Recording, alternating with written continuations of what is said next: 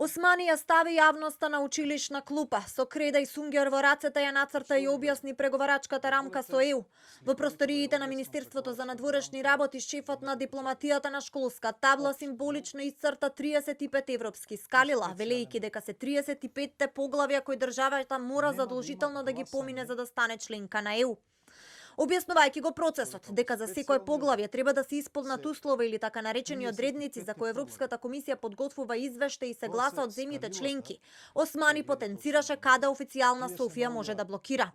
Евентуално нова пречка во патот може да има само во однос на овие одредници.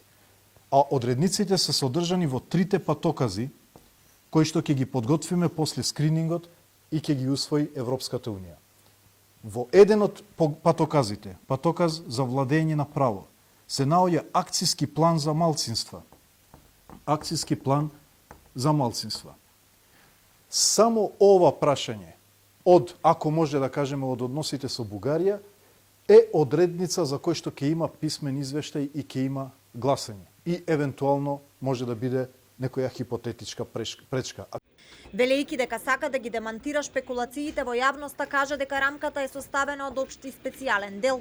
Порача дека договорот за добрососедство и потенцираниот член 12 кој се однесува на Историската комисија со Бугарија се наоѓа во општиот дел и дека Европската комисија не прави извештај и не се гласа од членките на ЕУ.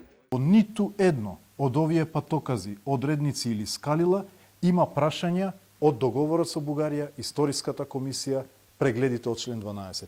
Тие се наоѓаат во општиот дел, значи и договорите, и договорот со Бугарија, и прегледите од член 12 од истиот договор.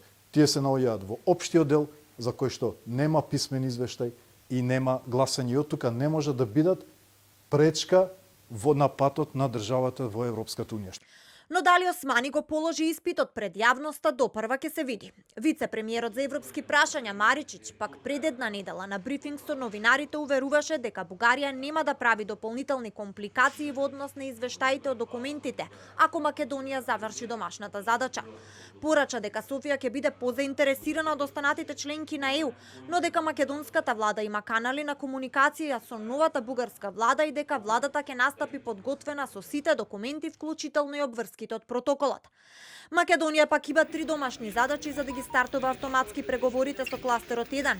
Тоа се завршен скрининг со ЕУ, завршени уставни измени и усвоени патокази од страна на Советот.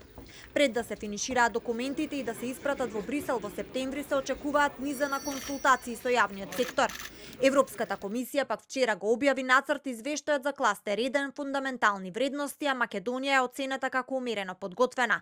Овој извештај од скринингот на првиот кластер од 6 кластери според кои ќе се водат преговорите на Македонија со Европската Унија, а допрва ќе се чекаат и извештаите од Брисел за останатите кластери.